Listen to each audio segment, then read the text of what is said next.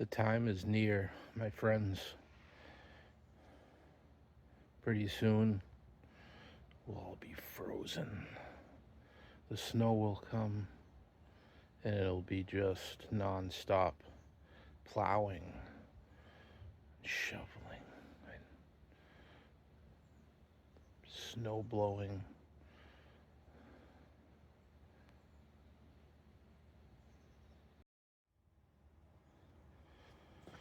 Well, the farm truck gone, just a memory. We move on and look at other junk. The new inventory, just the last couple of days, picked up a couple of junks. I also scored the old school light bar that I've always wanted, and it works perfectly. 25 bucks. Now that's what it belongs on. Anyway, why did I keep this trunk lid? I don't know. Couldn't tell you. You know, sometimes you just do things for just no reason, but other than you just feel like doing it. And you can do whatever you want. But look who's in the garage here. It's Roxanne. Actually, her name is Roxanne. Another vehicle belonged to this small town. A vehicle that a lot of people recognize, just like the 79 Monty. But so this is there's always a story. You like stories. 97 GMC Sonoma.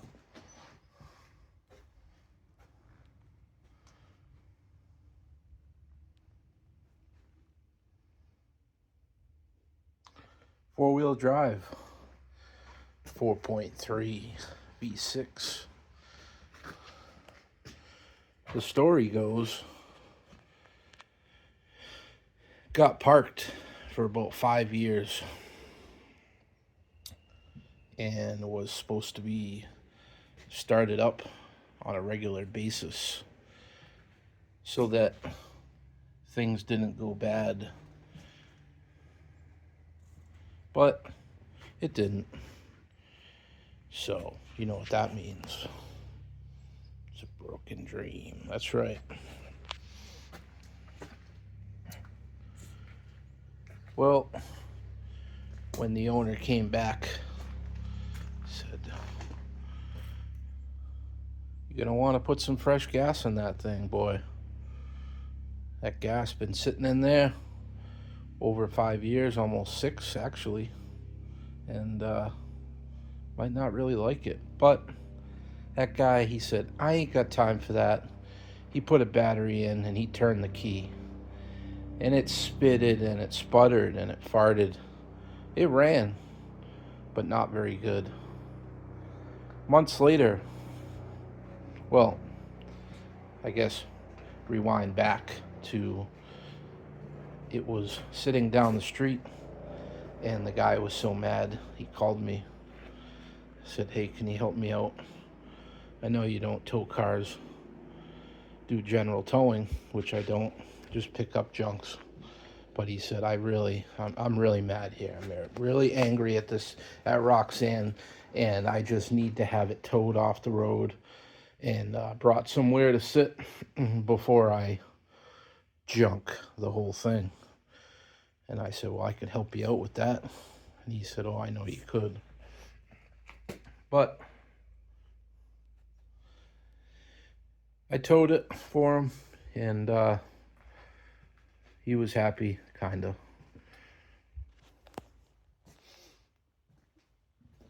Put it to its resting spot. couple months later, I seen it go up on Marketplace, and it wasn't selling. The guy said to me, "How much would you give me for junk for this thing?" And I said, "Well, the thing is I know who worked on this truck. Happens to be another friend of mine." And he said, "I gotta warn you, Chris, we cut the original cats off of that thing and we put aftermarket, which is not good news for me, as you probably already know, because that means no value.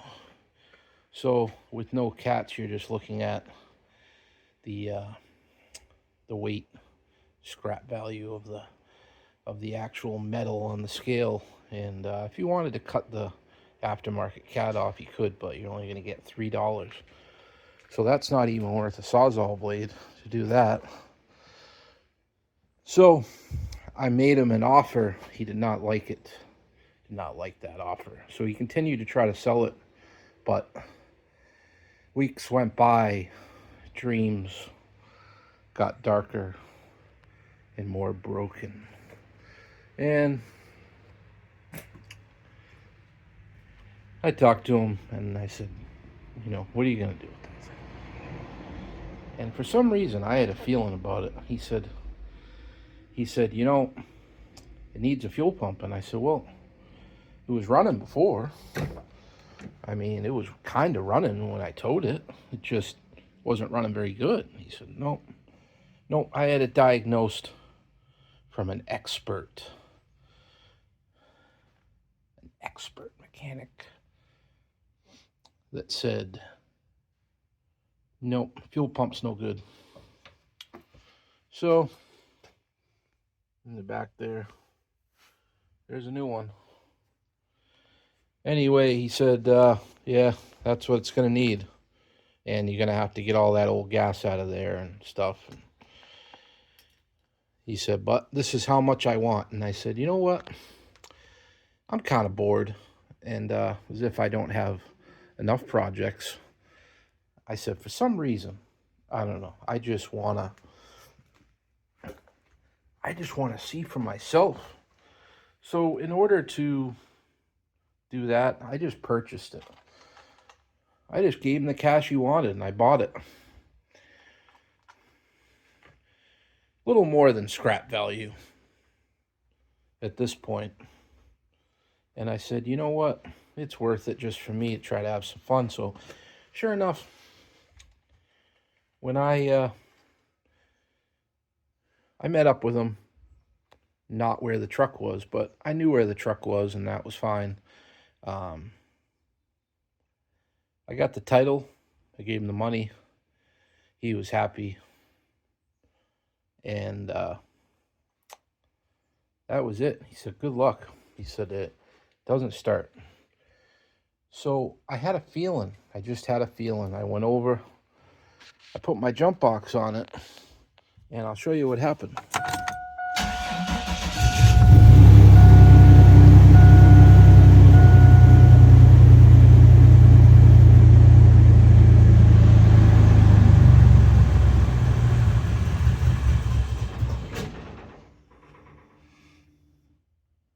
That's about what happened.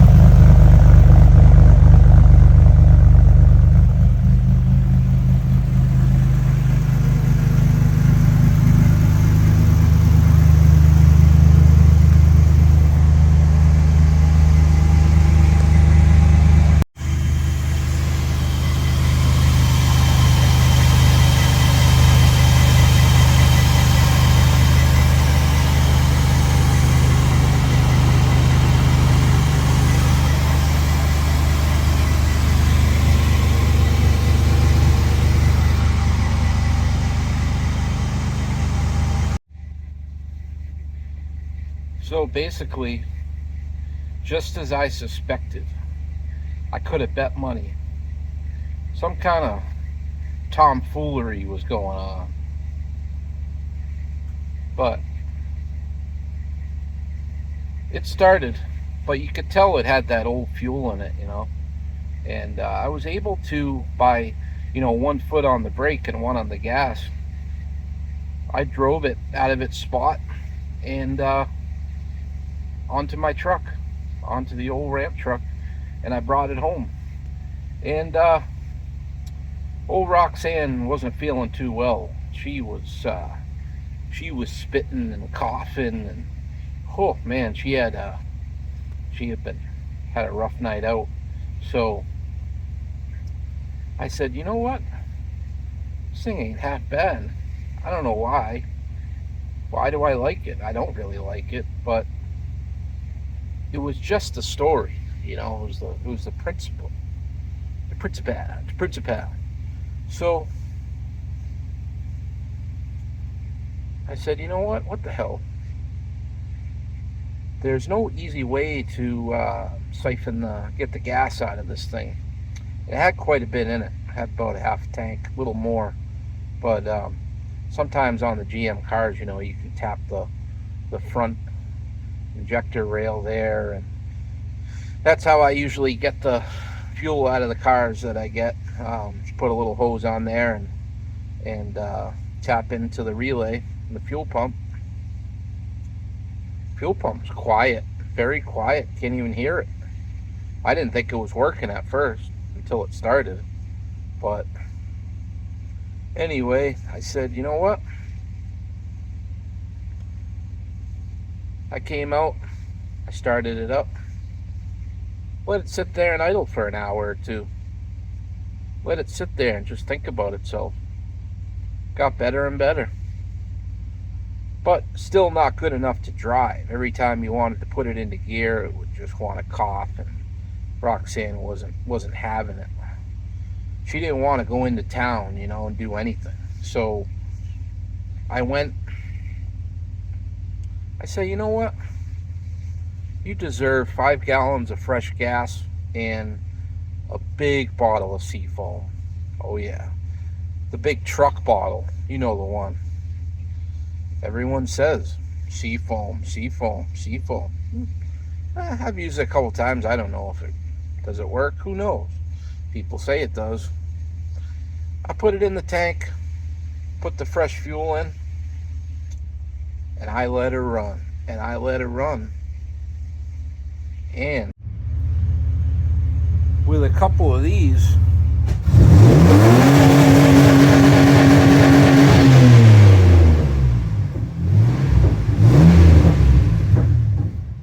that's all she needed.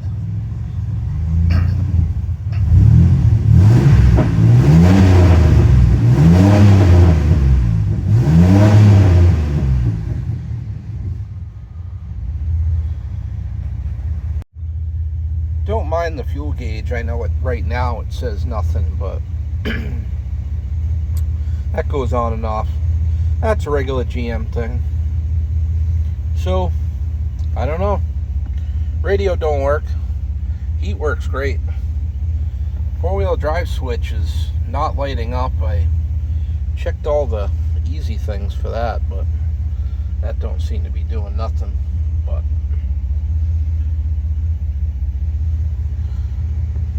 I don't know.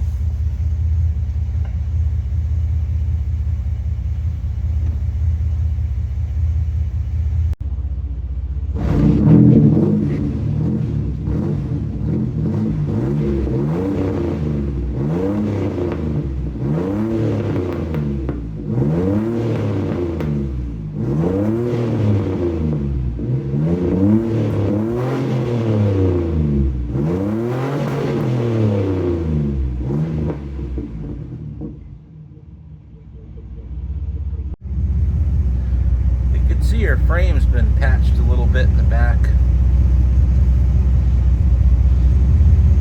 Long time ago, and it's looks like the main truck underneath, but pretty solid. Except for the faded red primer that kind of looks pink now. It's not very good.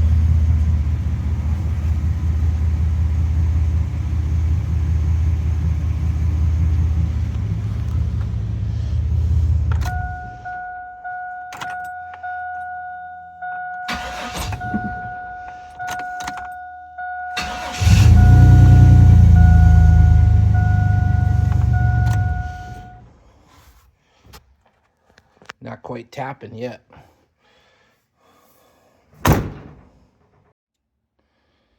Another lady called me and said, it's time for my Ford Explorer to go. I said, yeah, I know. It's time for most of those to go. I thought they were already gone, but 2003. And she said, you know, story goes, she still runs. Starts right up, she said, but she said, you know, all the mechanics in town, you know, say that she's a rust bucket. And I'm looking at it. Where's the rust?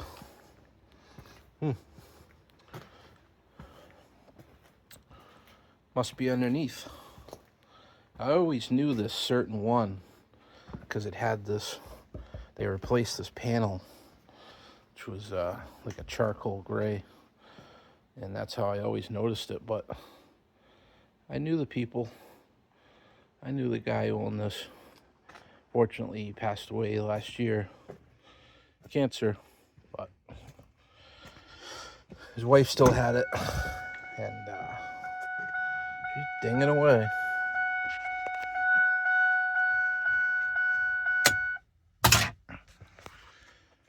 But you look at it, and I mean, not a speck of nothing in here. There's no hunting through this thing. Not even a penny. This thing is spick and span clean.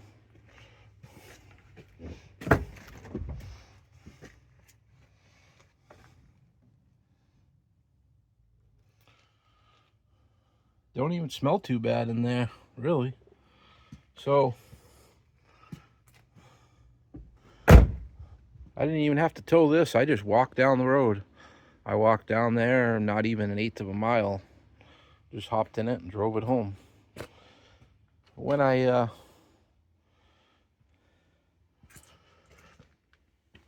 left out of her driveway, you know, these Explorers usually got that 4.0 6-cylinder dog.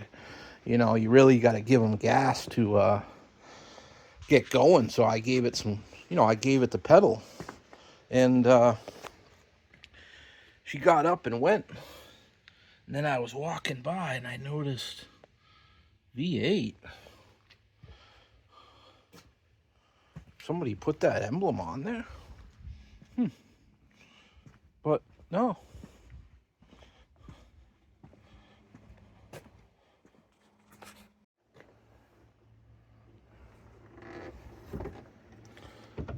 I open the hood, and what do I see? V8 4.6. It's kind of stuffed in there. So there you go. 4.6, 4.0. They opted for the V8. And this boy,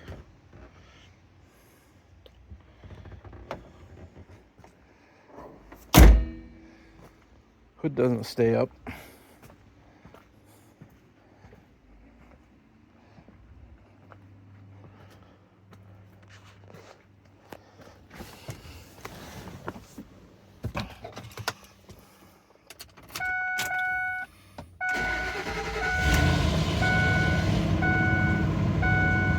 Normal little rattle when you first start it.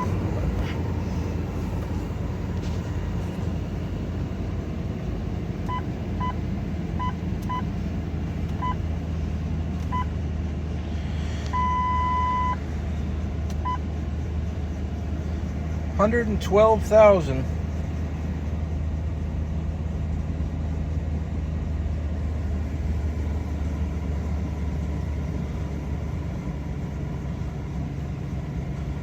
service engine.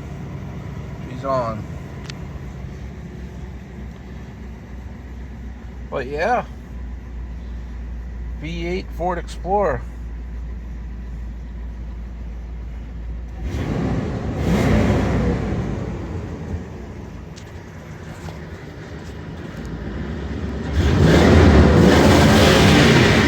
Woo! Don't even have a rev limiter. $7,000. Woo!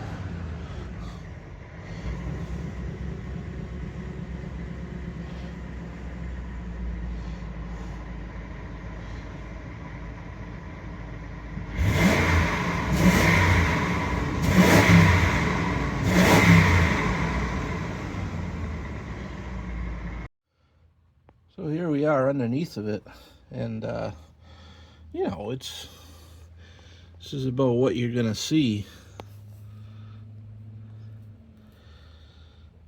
on a main vehicle, you know.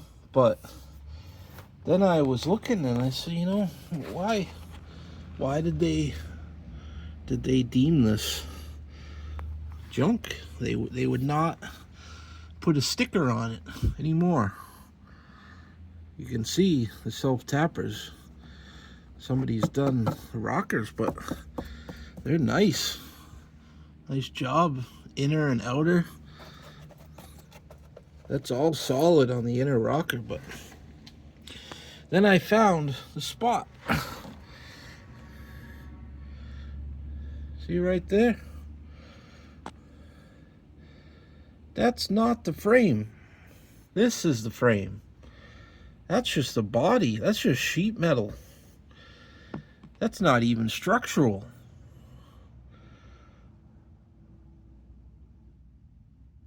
I don't know about the other side, but geez. So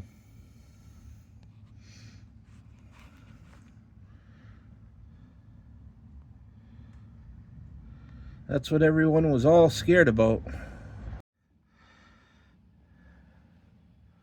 Well, I don't feel like laying down on that side, but I think about the same thing on that side. So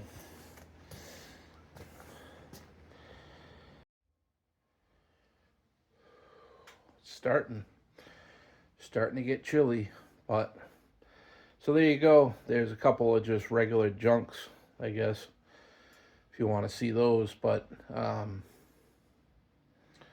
so yeah, that Explorer, it's a shame, right? I mean, yeah, it's a Ford Explorer. I don't think much of them, but man, I talk about a winter vehicle. You know, the thing is, a lot of you say, you know, it looks to you like, why couldn't you sell that to somebody? Somebody needs a vehicle. Yeah, I get it, and I understand. I said, but the thing you don't understand is when you live in a small town, everyone knows all these vehicles. There's only like, I think technically, well, I think there's 2 active repair shops actually in my town, and only one of them's got a lift. So if that tells you anything. There's currently nobody in town right now that does inspections, but you got to go out of town. But when this vehicle was on the streets, there still was last year and stuff. But you know, anyway, the what happens in a small town is everyone knows the vehicles, and you know, you got Mrs. McGillicuddy that takes her car in, you know, to the local shop, says, oh, I need an oil change and I got to get ready for an inspection this year, and I need you to look at it and, you know, make sure everything's good. And what happens is, you know, they put it up, and you know, one guy says, ah, that thing's a piece of shit, oh, it's junk, it's all rotted, just because it's, you know, how old it is, you know, 2003. I mean, it's an old vehicle, yes, but after that, the word gets around, and you know, now it's like that vehicle, which could be someone's daily driver, even just to get around town. But I mean, it's not going to happen because the thing is if I was to say, Mrs. Smith needs a car, she's got to get up to the doctor's and, go to the pharmacy and maybe get, some bread and milk at the store. She needs a vehicle. She's willing to spend a couple dollars. If I was to sell this thing to somebody in this town, now that thing is going to get registered, and then that person is going to turn right around and try to do the same thing as this lady was doing. And she's going to take it to the shop and say, oh, I need to get this inspected. And can you look at it? And they're going to go, that piece of shit, that Ford Explorer, I know that vehicle. And then they're not going to do it. And she's not going to be able to get a sticker. Now, not only is she going to be mad at me, even though I'm just a junk guy, right? I just buy junk vehicles. Some of them run really good. But she's going to be mad at me for selling her a lemon that she can't get inspected. Then they're going to say, who sold you this? Now you see what I'm getting at. Now my name's going to get thrown in the mud, and it's going to be like, oh, that guy, he says he's buying your junk car to take to the scrapyard, and then he sells it to somebody. He makes money, and the thing's not even fit for the road. You see, that's what would happen, and it already has happened. So there's a reason why I don't do that. Now, that being said, there has been a few exceptions, and I have sold a few vehicles, and the people, they got a head on their shoulders. They know, you know, what what the deal is, and they're smart about it. And some of them even left and went towns away, so that would be good. But not only would that lady be mad at me, and then other people, my name would be getting thrown around, and then the thing is that that lady that owned this thing, she's at the store. This thing pulls up next to her.